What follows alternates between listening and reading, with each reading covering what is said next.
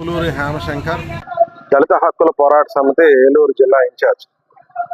దేశవ్యాప్తంగా కేంద్ర రాష్ట్ర ప్రభుత్వాలు అనుసరిస్తున్నటువంటి దళిత వ్యతిరేక విధానాల వలన దళితులు అనేక రకాలుగా దేశంలో ఇబ్బంది పడతా ఉన్నారు. అలానే కేంద్ర రాష్ట్ర ప్రభుత్వాలు చెప్తున్నటువంటి దళితుల అభివృద్ధి వాడల్లో అయితే ఎక్కడా కనిపించట్లేదు.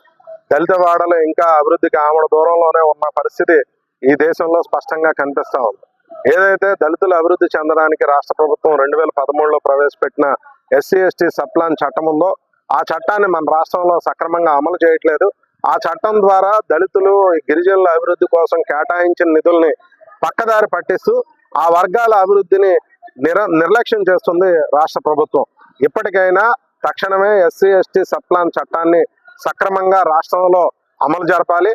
అలానే ఏదైతే SC సప్లాన్ ద్వారా దళితులకి నిధులు కేటాయించబడ్డాయో ఆ నిధులన్నీ కూడా దళిత వర్గాలకే ఖచ్చితంగా ఖర్చు చేయాలని, తద్వారా జిల్లా స్థాయిలో ప్రతి 3 నెలలకు ఒకసారి SC/ST సప్లాన్ చట్టం అమలుపై ఒక నోడల్ సమావేశం జరిపి సోషల్ ఆడిట్ ద్వారా దళితుల అభివృద్ధి కోసం రాష్ట్ర ప్రభుత్వం ఎటువంటి చర్యలు తీసుకుందో ఖచ్చితంగా చర్చించాలని, ప్రతి ఏటా SC/ST సప్లాన్ చట్టానికి సంబంధించి శ్వేతపత్రం విడుదల చేయడం ద్వారా దళిత వర్గాలకి రాష్ట్ర ప్రభుత్వం చేస్తున్న అభివృద్ధిని ఖచ్చితంగా రివిజన్ చేయాలని దళిత హక్కుల పోరాట సమితి డిమాండ్ చేస్తా ఉంది.